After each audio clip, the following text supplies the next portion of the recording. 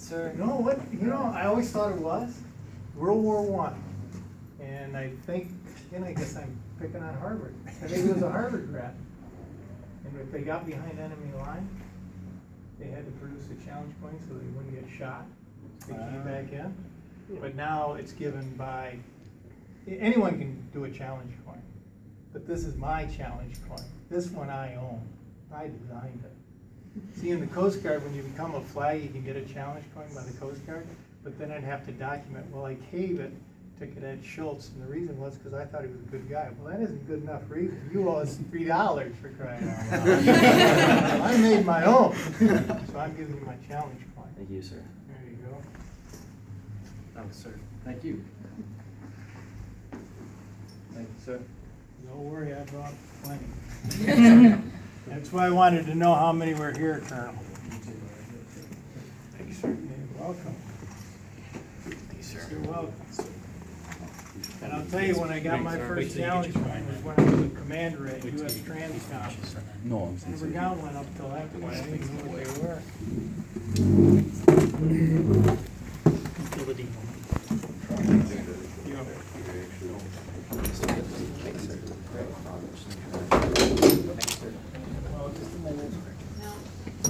Now, don't go anywhere yet. Much appreciated, sir. You're welcome. Thank you, You're sir. welcome. You're welcome. Here you go, Dean. Did everyone get one? All right.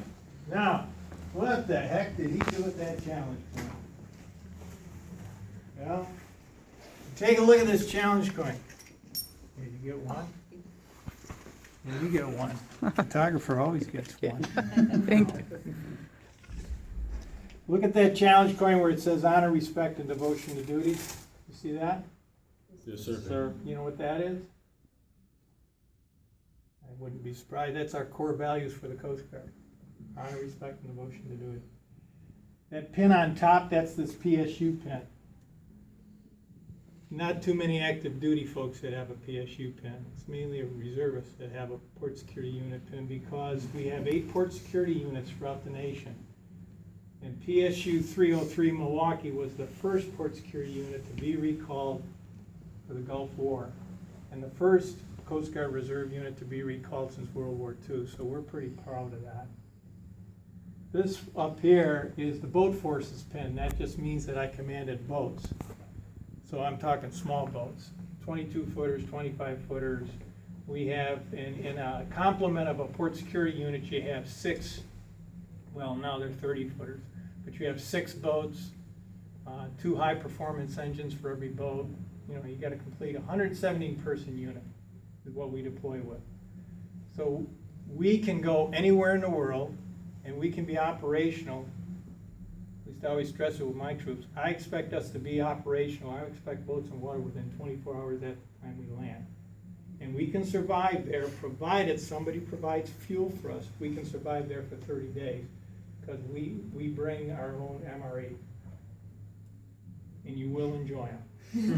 And I do like them myself. But, okay? Well, that's good, because that's what we're having. That's exactly right. Now, do you know what where it says first class, do you know what that is? What? Petty officer first class. Why would that be on there? Why do you think I put that on there? Highest rank you achieved in the enlisted side. That's exactly right. Exactly, but I'm really proud of the fact, you know what this is? That's a chief pin. And I was made an honorary chief, so now I'm equal to my 2 brothers. I have one brother that was a chief, and another brother went E1 to E9, and then W1 to W4. So I always say but I'm really proud of this because Master Chief Mike Levitt was the one who signed that for me, who was Master Chief Petty Officer of the Coast Guard. But Master Chief Jim Cunningham, who I served with, was the one who promoted me to get this, endorsed it. So I'm very proud of that. So yeah, that's telling me don't forget where you came from. And some days for an enlisted person, that can be their best day in the world, and some days it can be their worst nightmare. When I see enlisted folks not acting like enlisted folks, that I was trained under Chief Petty Officer, the Quartermaster, Harry P. Schneider. He's my company commander. Now you go to the back of this. Now you go to the back of that, you know what those insignias are? And the quills is a yeoman. That was my brother Chuck, Chief Yeoman. He did 30 years, 4 years active and then 26 in the reserves. And the cross keys is my brother Mike. He was the one who went E1 to E9 and W1 to W4, did 42 years. And then I was a damage controlman. That was my rate. I was a damage controlman. Now, you Army guys better understand what's below that Coast Guard sheet. Yeah, MP. That was my dad. He was a first lieutenant in 1941, and he was a bird colonel in 1946. And he was the chief traffic control officer for the landing in Normandy. Wow. Yeah. Yeah, and he said the Germans really screwed everything up. Literally did. They changed all the signs around and everything. It was a nightmare when they first landed. But I will tell you, he said I had it easy. I said, why do you say that? He said, I didn't get in until the third day. It's those folks that went in the first day and the second day. Those are the real heroes.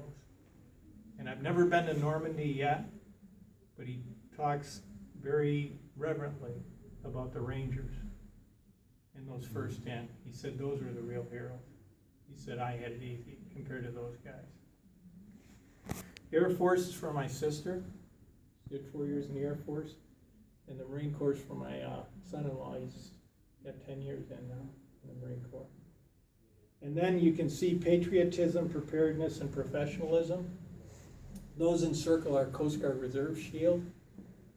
And I credit Dr. McCaig for that saying. He never said that, but Dr. Tom McCaig is one of the, he was a great professor here.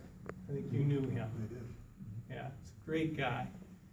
And he taught me so much about leadership, and he didn't realize it until I explained it to him one day.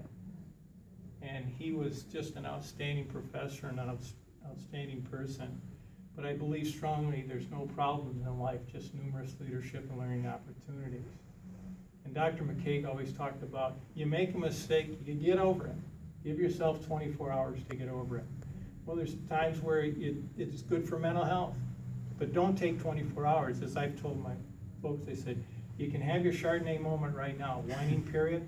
Go ahead, you can have it.